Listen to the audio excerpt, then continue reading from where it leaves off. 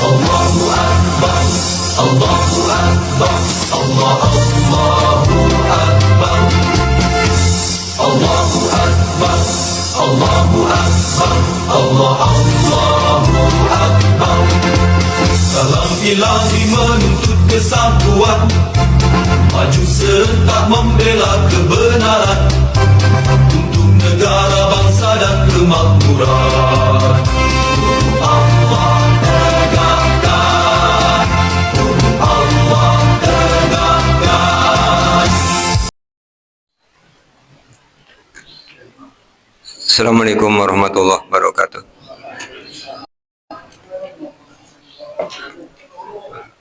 Innal hamdalillah nahmaduhu wa nasta'inuhu wa nastaghfiruh wa na'udzu billahi min syururi anfusina wa min sayyiati a'malina may yahdihillahu fala mudilla lahu wa may yudlil fala hadiya lahu. Asyhadu an la ilaha illallah wahdahu la syarika lahu wa anna Muhammadan abduhu wa rasuluh.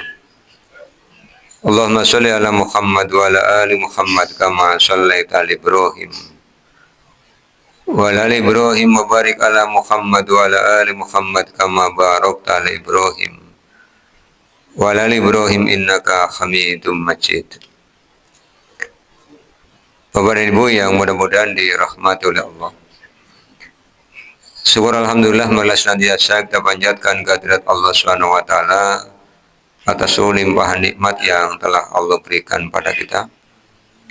Salawat, salam dan keberkahan kita mohonkan kepada Allah agar senantiasa tercurah kepada Rasulullah Muhammad sallallahu alaihi wasallam dan keluarganya, sebagaimana Allah telah mencurahkan salawat, salam dan keberkahan kepada Nabi Ibrahim alaihissalam dan keluarganya. Di pekan yang lalu kita sudah mengkaji hadis sampai dengan 814 pada bab 136. Malam hari ini kita akan lanjutkan pada bab 137, hadisnya 815. Bab 138, hadisnya 816.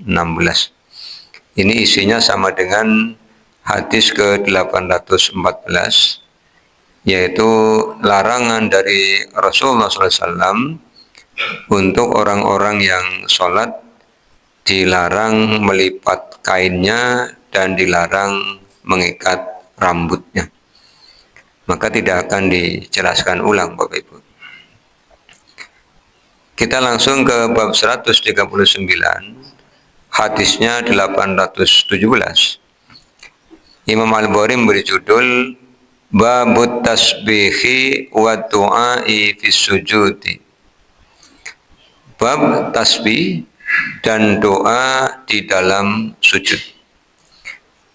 Imam Al-Bukhari telah berkata, Haddatsana Musaddadun, telah menceritakan kepada kami Musaddad. Qala, dia berkata, Haddatsana Yahya, telah menceritakan kepada kami Yahya an Sufyana, dari Sufyan. Qala, dia berkata, Haddatsani, telah menceritakan kepadaku Mansurun an Muslimin, dari Muslim, an Masruqin, dari Masruq, an Aisyata radhiyallahu anha, dari Aisyah radhiyallahu anha. Annaha, bahwasanya Aisyah, qalat, telah berkata, kana adalah an-nabiyyu, Nabi sallallahu alaihi wasallam, yuksiru, memperbanyak, ayyakula, berdoa, fi ruku'ihi, di dalam rukuknya, wa sujudihi, dan di dalam sujudnya.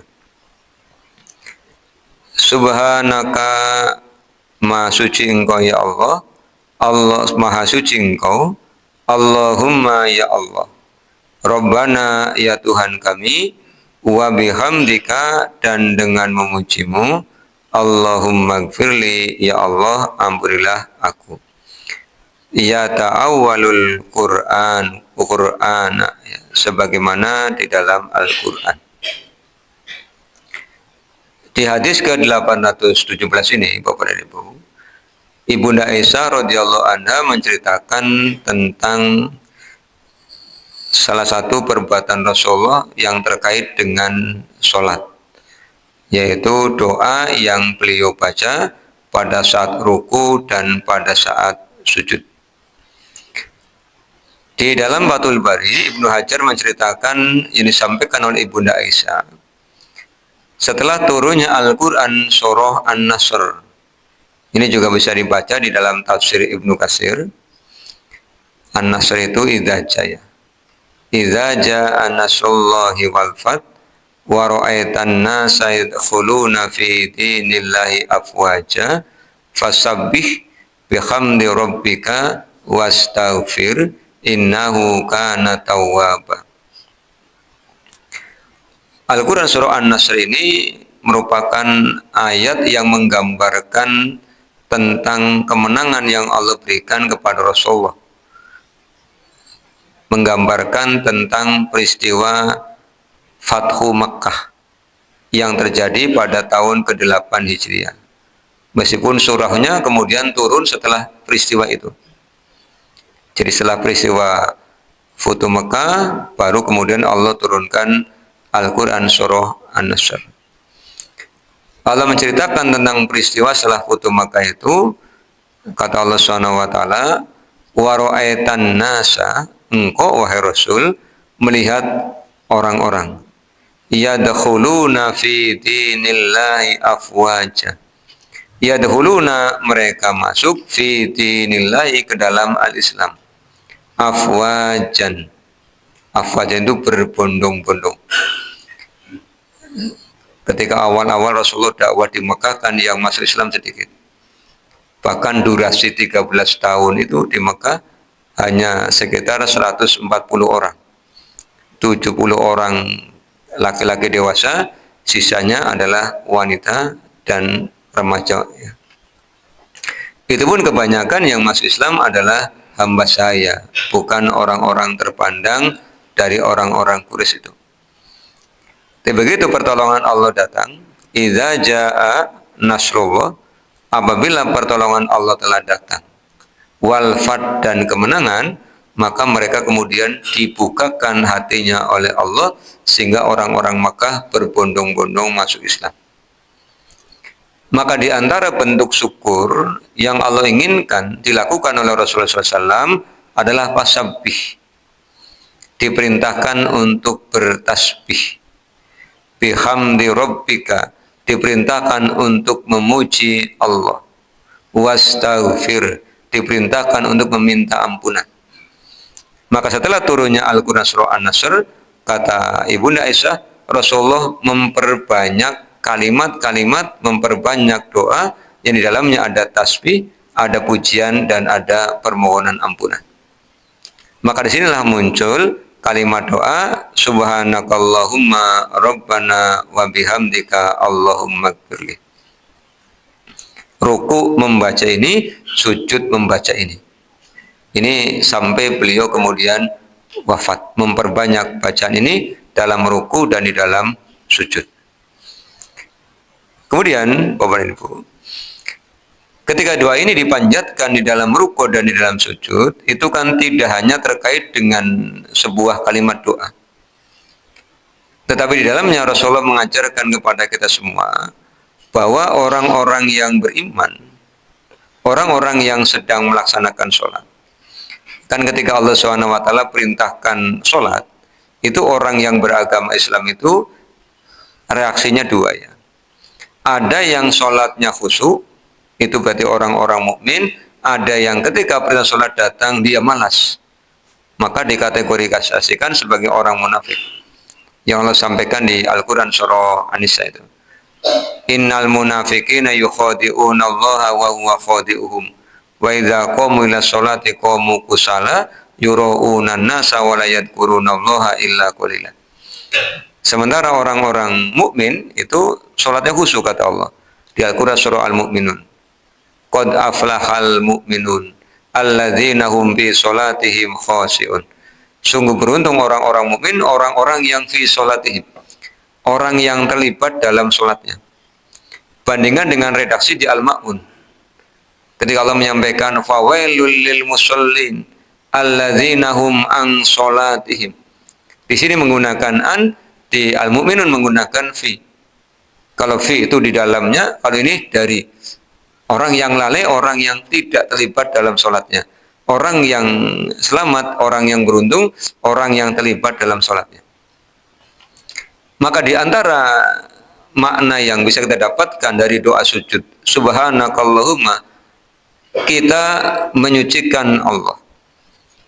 Di Al-Quran ada kalimat subhanallahi wa ta'ala amma yasifun. Maha suci Allah dari apa yang mereka sifatkan. Orang-orang jahiliyah memberikan sifat-sifat yang tidak layak kepada Allah Subhanahu wa taala. Misalnya yang Allah ceritakan di Al-Quran surah Az-Zumar ayat yang ketiga. Ketika Allah mengingatkan mereka, kenapa mereka meminta kepada Lata, Uzza, Manat, Hubal. Mereka akan berargumentasi, kata mereka, kami tidak menyembah Lata, Uzza, Manat, Hubal. Ma na'buduhum illa liqarribuna ilallahi sulfa. Tapi hanya sebagai wasilah untuk mendekatkan diri kepada Allah. Jadi mereka memperantarakan doanya kepada berhala-berhala yang mereka buat, yang mereka pasang di sekitar altar penyembahan mereka.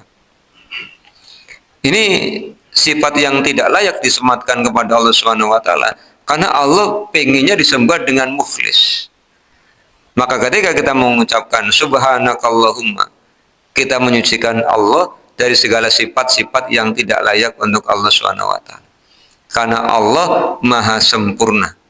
Maka Allah menyebutkan sifat-sifatnya di dalam Al-Asmaul Husna, itulah sifat-sifat yang Allah miliki. Ar-Rahman, Ar-Rahim, termasuk Allah menyebut dirinya Maha Adil. Sehingga orang yang sudah ruku dan mengucapkan kalimat subhanakallahumma atau subhana rabbiyal azim, Maha suci Allah yang Maha Agung, tidak akan pernah berpikir buruk terhadap Allah. Karena kadang begitu Bapak Ibu ya, merasa sudah mulai taat, merasa sudah mulai dekat, merasa sudah mulai berislam dengan baik, tapi Allah uji dengan kesempitan-kesempitan, kemudian pikirannya negatif muncul. Rasa-rasanya kok tidak adil kan begitu. Bagaimana tidak adil? Wong Allah menyebut dirinya Maha Adil. Karena Allah sudah beritahukan di Al-Quran surah Al-Ankabut ayat 2 itu. Kata Allah, kan ahasiban nasu ayyutraku ayyakulu amanna wa hum la yuftanun. Apakah mereka menyangka akan dibiarkan mengatakan kami telah beriman tanpa kami uji? Jadi ketika selama ini misalnya belum dekat dengan Allah,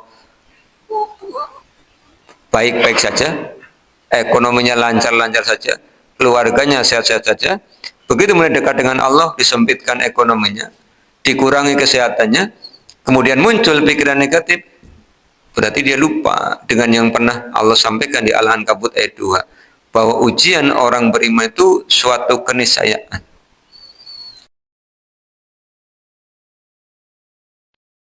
Yang kita lakukan adalah menyucikan Allah sesuai dengan sifat-sifat yang Allah sebutkan untuk dirinya di dalam Al-Asmaul Husna. 99 atau 100 kurang 1, itulah sifat-sifat kesempurnaan Allah yang Allah sematkan untuk dirinya. Kemudian yang kedua, wa bihamdika. Selain bertasbih, menyucikan Allah, wa bihamdika, memuji Allah.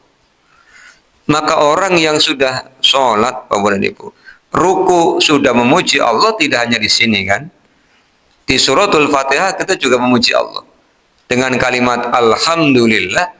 Maka sebenarnya orang yang sudah sholat itu akan menjauhkan dirinya dari sifat riya, dari sifat sum'ah, dari sifat ujub, dari sifat takabur. Karena apa? Kalau masih mengharapkan pujian, berarti lupa dengan yang dia baca dalam sholat. Bukankah kita mengucapkan kalimat Alhamdulillah, pujian itu milik Allah. Artinya kita tidak berhak untuk dipuji. Maka ketika sudah mengikuti kegiatan misalnya, sudah membantu menolong, kemudian tidak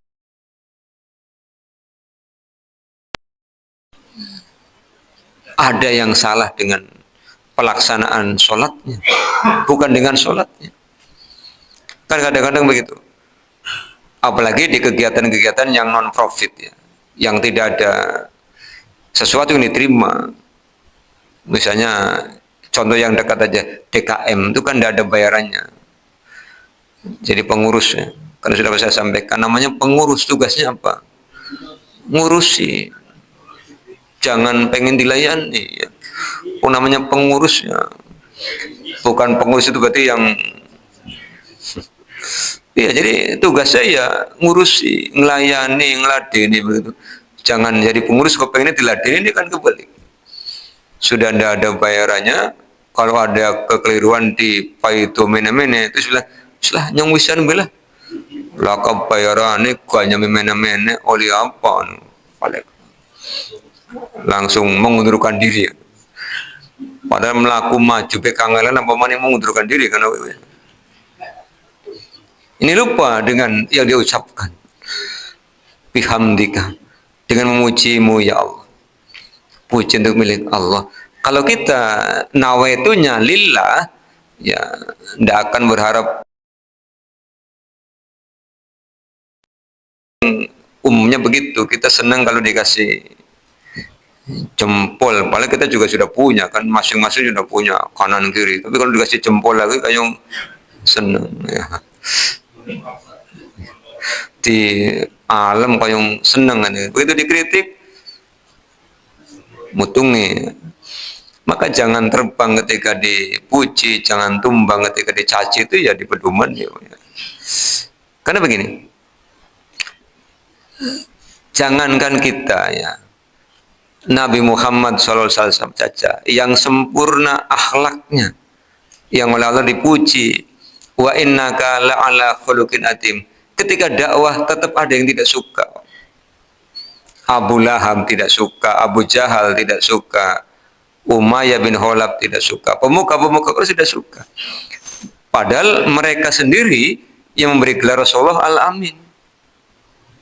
Orang yang paling dapat dipercaya. Tapi kenapa tidak mau beriman? Karena ada kedengkian dan kesombongan dalam hatinya.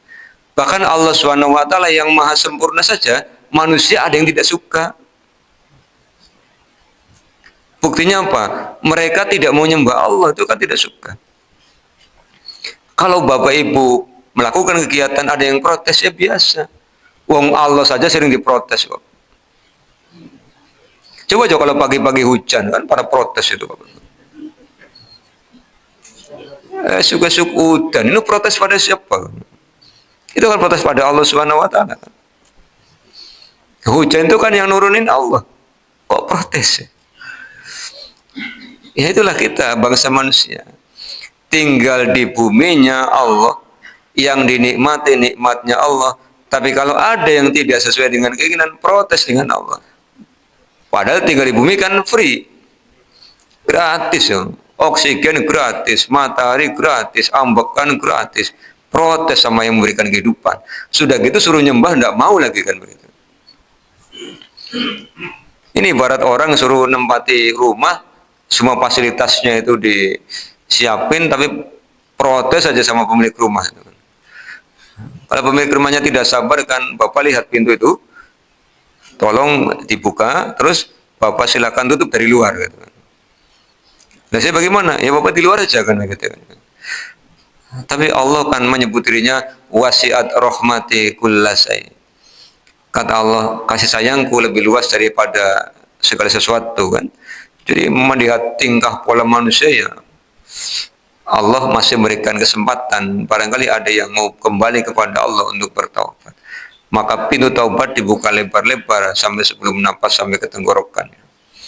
Ini ketika kita sudah sampai kepada konsep wa bihamdika, alhamdulillah, maka kita belajar jadi orang yang rela hati, orang yang ikhlas, yang nawaitunya karena Allah, tidak lagi karena manusia. Kadang-kadang begitu. Orang kena mambu omongan, kayak tanaman putri malu. Bahasa Jawa ini tanaman randa lengus. Iya, bahasa Jawa ini randa lengus. Kesenggol langsung merkentut. Pimen. Gani orang ngaji maning larati, larati. Bisa nih. Wingi pas sholat rampungan sing elingna kowe rada keliru ayo nyung jengkel sholat awet cilik nganti tua keliru bae kapan bener ya orang gelem ngaji man. Orang mukmin itu kalau ada yang mengingatkan Bapak Ibu bersyukur kepada Allah, berterima kasih dengan mengingatkan karena Pak dia sayang dengan kita. Jangan kemudian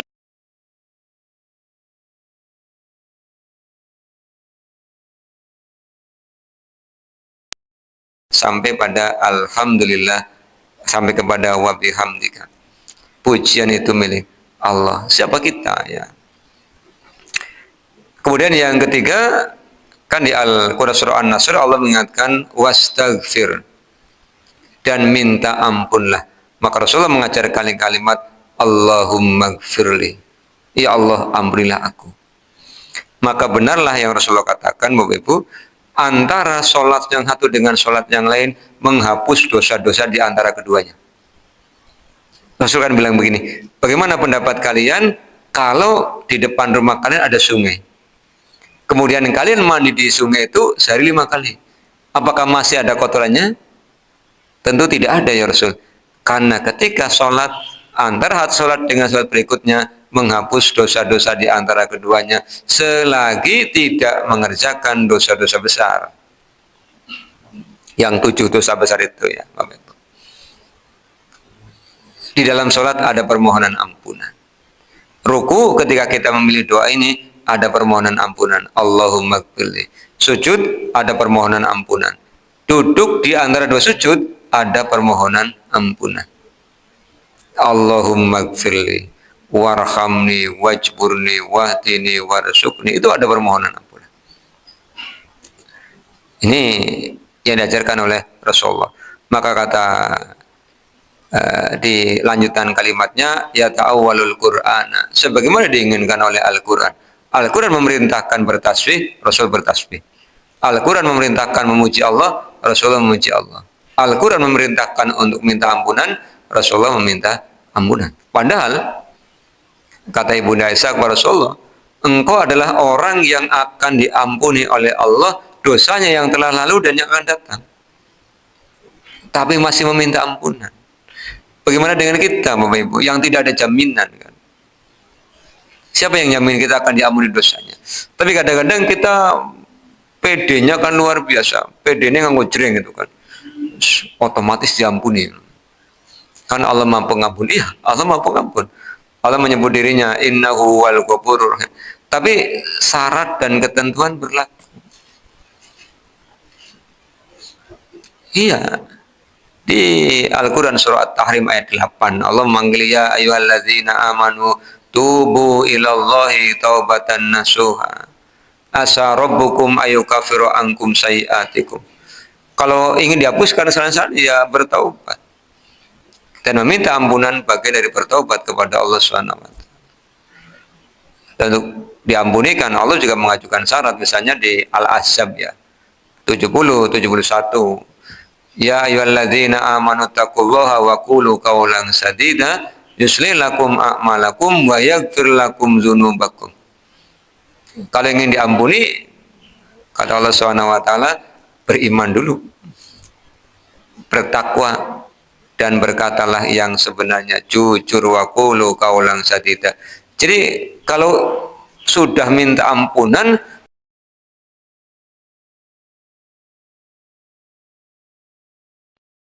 antara keinginan dengan kenyataan. Kalau sudah meminta ampunan jangan berdusta. Jujur wa qulu qawlan sadida. Kemudian di dalam Fathul Bari Ibnu Hajar ketika menjelaskan hadis ini, Rasulullah SAW menyampaikan ketika sujud bersungguh-sungguhlah berdoa, bersungguh-sungguh, konsentrasinya ditingkatkan.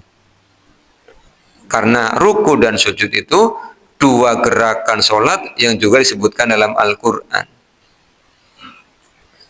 ruku ada dalam Al-Quran, sujud ada dalam Al-Quran.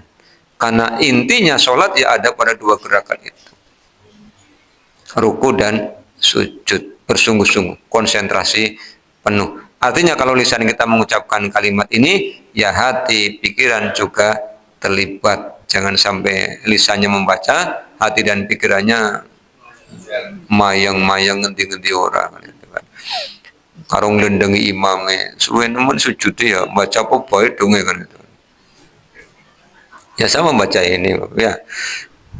Jadi ini dipraktekkan. 139 ya, 817. Sekarang kita ke bab 140. Hadisnya 818.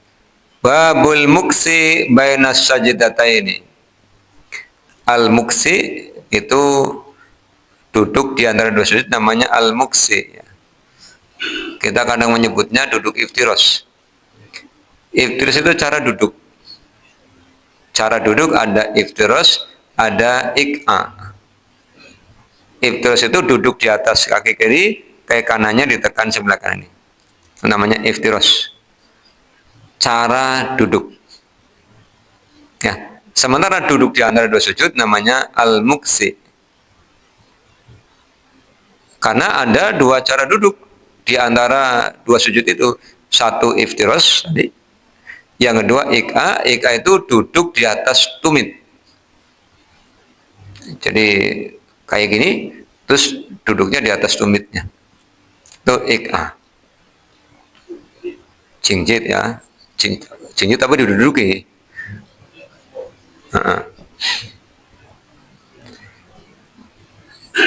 Kita baca hadisnya 818.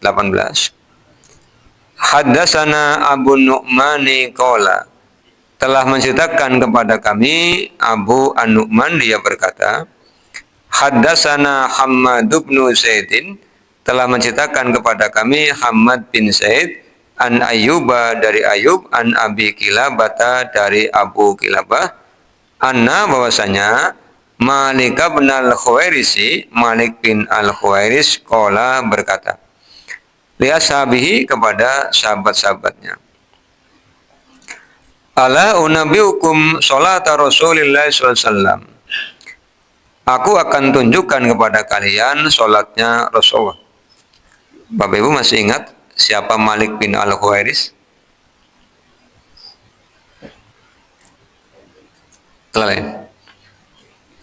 Ini sahabat yang pernah tinggal bersama Rasulullah selama 20 hari 20 malam bersama dengan pemuda-pemuda seusianya. Kalau sekarang bahasanya diklat begitu ya. Dikirim diklat ke tempat Rasulullah untuk belajar al-Islam. Kemudian ketika mereka sudah mulai ngobrol tentang keluarganya, Rasulullah tahu ini orang-orang ini sudah kangen dengan keluarganya. Maka Rasulullah perintahkan mereka untuk pulang. Cirinya orang pengen pulang itu begitu. Biasanya cerita anaknya, cerita istrinya, cerita keluarganya. Itu yang mendiklat peka, pengen pada balik ya. Iya, wis mana pada balik kan gitu ya. Ini 20 hari ya, Pak. Nah, kemudian ketika mau pulang Rasulullah berpesan, nanti kalau sudah waktunya sholat, azan, iqamah, pilih yang paling tua di antara kalian. Kenapa langsung yang paling tua? Karena yang datang seusia. Datangnya bersama, ngajinya bareng, dapatnya bareng.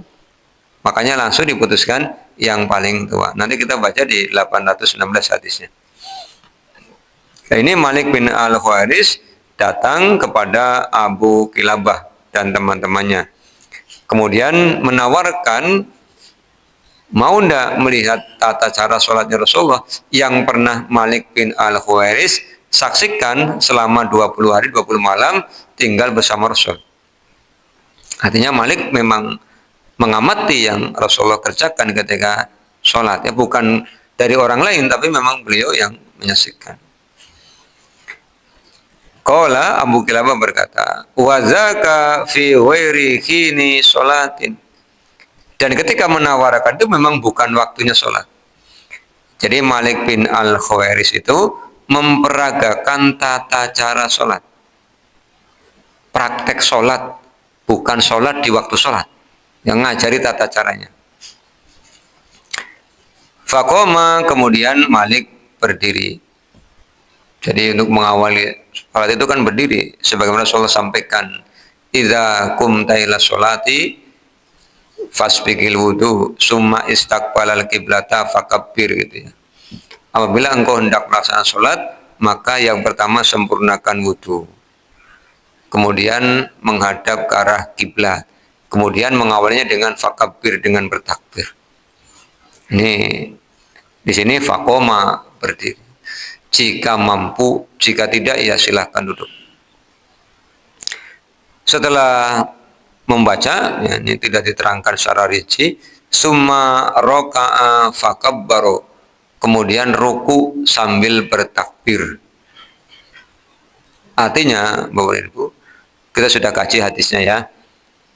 Gerakan yang ada takbirnya yaitu dilakukan, baik sebagai imam maupun sebagai makmum.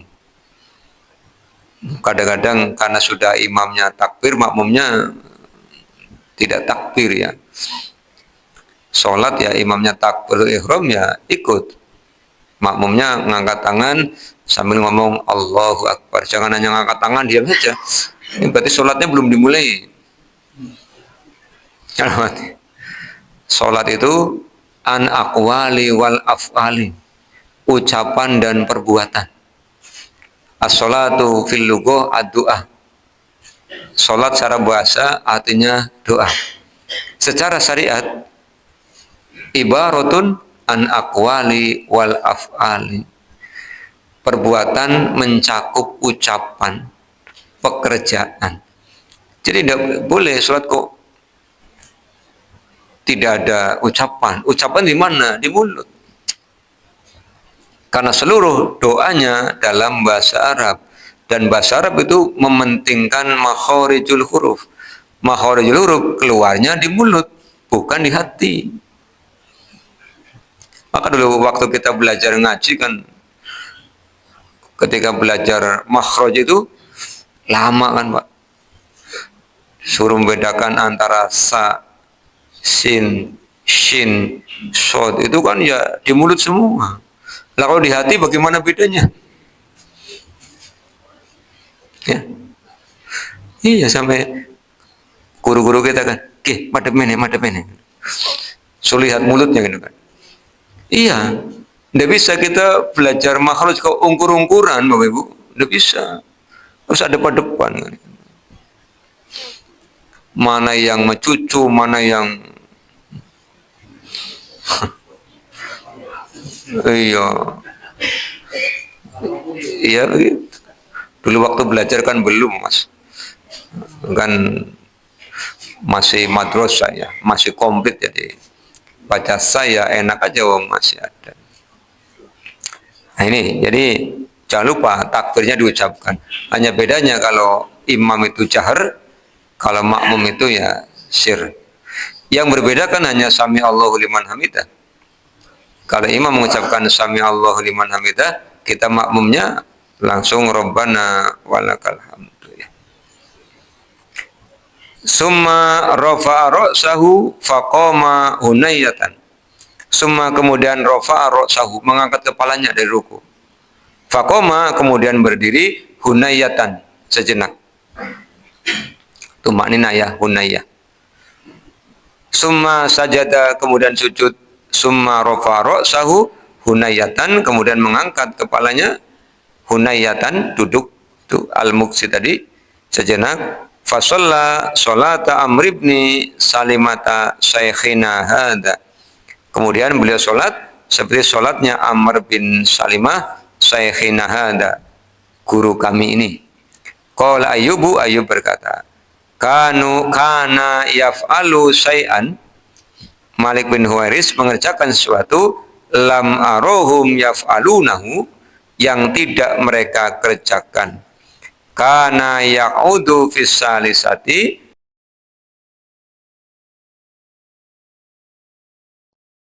yang keempat. Maksudnya duduk sejenak ya. Jadi duduk sejenak di rokaat yang ganjil. Rokaat pertama, mau rokaat kedua, jangan langsung berdiri. Dari sujud, pertama kan duduk al-muksi. Terus berdoa. Mau yang 5 boleh, mau yang 8 boleh. Kemudian sujud lagi. Sebelum berdiri, duduk sebentar. Duduk, kemudian baru berdiri. Ini di rokaat ganjil, berarti rokaat pertama. Kemudian di rokaat ketiga. Kalau rokaat kedua kan memang duduk untuk tahiyat awal. Rokaat kedua. Ini bagi sholat yang 4 rokaat, Bapak Ibu ya. Duhur, asar, isya. Kalau yang maghrib ya tidak ya. Karena rokaat pertama itu ganjil, rokaat ketiganya ganjil tapi kan selesai. Sudah duduk tahiyat akhir. Kemudian subuh apalagi hanya 2 ya. Jadi yang ganjilnya hanya rokaat pertama saja. Ini yang diceritakan oleh Abu Kilabah ketika menyaksikan Malik bin Al-Huwairis mempraktekkan sholatnya. 819. Qala fa'ataina an-nabiyya sallallahu alaihi wasallam faqamna indahu. Kata Malik, kami datang kepada Nabi, kemudian kami tinggal di sisinya. Faqala, kemudian Nabi bersabda, "Lau rajatum ila ahlikum, jika kalian kembali kepada keluarga kalian, shollu, sholatlah kalian, sholata kaza, sholatnya seperti ini." Maka ada iklan bagus tuh di samping masjid pinggir jalan, Bapak Ibu. Apa iklannya? Mengingatkan tentang sholat. Jadi sesibuk-sibuk kesampaian, aja tinggalkan sholat 5 waktu. Kalau saya biasanya berpesan dengan murid-murid, sesibuk-sibuknya kalian, sesungkan-sungkannya, jangan tinggalkan sholat 5 waktu. Karena apa? Sholat 5 waktu itu sholat ibadah yang pertama kali dihisab. Kalau sholatnya bagus, amaliyah yang lain diterima. Kalau sholatnya rusak, amaliyah lain ikut rusak. Maka sudah pernah saya terangkan, di antara keutamaan sholat berjamaah membuat bersemangat. Di antara keutamaan sholat berjamaah, sholatnya disiplin. Karena kalau sholat di rumah, biasanya apa Bu? Anter-anteran. Iya, kalau jamaah di masjid mesti awalan. Jadi begitu azan datang, sholat sunnah, iqomah di awal waktu. Kalau di rumah kan lah isitawa waktunya kan begitu ya. Duhur isitawa waktunya, asar isitawa waktunya. Pertanyaannya, kira-kira umurnya nyandak apa tidak kan begitu ya? Iya, kita kan tidak pernah tahu. Wong Allah mengingatkan, "Qul innal mautal ladzi yafirruna minhu fa innahu mulaqikum." Katakanlah kalian inginnya lari dari kematian, kematian yang akan mendatangi kalian. Dan jangan merasa aman, nyong tak isinom, tenang bikin, cari siapa. Mati itu tidak nunggu tua kan, waktunya datang ya cek digawa kan begitu ya. Iya, digawa malaikat maut ya. Kalau dia datang kan tidak pakai tanya, sudah sholat belum kan tidak. Makanya kan ada yang meninggal lagi ngobrol, lagi makan, lagi duduk, lagi apa, kan tidak ada diskusi. Karena kata Allah, idza jaa ajaluhum la yastakhiruna sa'ata wa la yastaqdimun. Kalau waktunya datang ya dibawa aja. Makanya jangan nunda-nunda sholat. Semakin ditunda semakin sungkan. Apalagi kau meninggalkan. Begitu meninggalkan sholat pasti akan terus semua. Karena rukun Islam yang pertama ditinggalkan adalah sholat. Dan Allah yang menyebut sholat adalah ibadah yang berat bersama sabar. Sabar nomor 1, sholat nomor 2. Tadi sudah dibaca di rakaat pertama sholat maghrib ya. Wasta'inu bis sabri was sholat wa innaha lakabiratun illa 'alal khashi'in. Sabar jare wong Jawa enteng kecape abot sanggane. Ya jadi sangga ben ora abot kan begitu ya Pak. Potongan.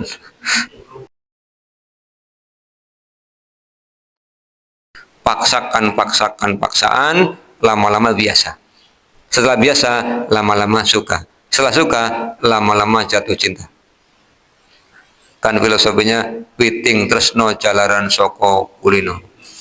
Kulino sholat akan cinta dengan sholat. Begitu mendengar adzan, alhamdulillah, esi bisa kerungu adzan, esi bisa sholat. Jangan sampai mendengar adzan malah adu-aduan kan begitu ya. Aduh, wis adzan maning nembe miki kan. Jam 4 wis adzan, sing adzan di salana nyaluke jam pira? Betul Bapak Ibu ya. Jadi perhatikanlah waktunya. Makanya wal asri. Sekarang adzan subuh jam 4 kurang 3 malah Pak. Oh lebih 3, 4 lebih 3. Jadi kalau jam 4 tinggal adzan ya siap-siap gitu ya. Aslinya bukan Allah tidak sayang kita Bapak Ibu ya. Kitanya yang tidak mau disayangi gitu ya. Kesempatannya ada, mesti ada. Hanya lah delat maning akhirnya kan ya. Ini maka kalau orang bilang haji berat, iya. Berat pembiayaan, berat perjalanan. Tapi semua orang pengen haji. Kan dilewani nabung kan. Kalau ada yang bisa dijual supaya bisa pergi haji. Sholat tidak perlu nabung. Aku panabungah, kok sholat tidak usah. Wong tidak perlu biaya. Artinya apa? Ada ibadah yang begitu dekat dan kita berkesempatan, kenapa kita abaikan kan begitu ya. Apalagi kita bapak-bapak ya, kita yang laki-laki wajib jamaah. Itu disampaikan oleh Allah di Al-Baqarah 43. Wa aqimus sholata wa atuz zakata warka'u ma'ar rakin. Sama-sama Abdullah bin Maktum itu minta izin karena meripatnya tidak bisa melihat kan. Begitu mau pergi Rasul tanya, dengar adzan enggak? Dengar, datangi. Yang meripatnya sakit aja tidak diizini, apalagi yang meripatnya sehat, yang masih tahu warna duit itu kan sehat, berarti maka wajib datang.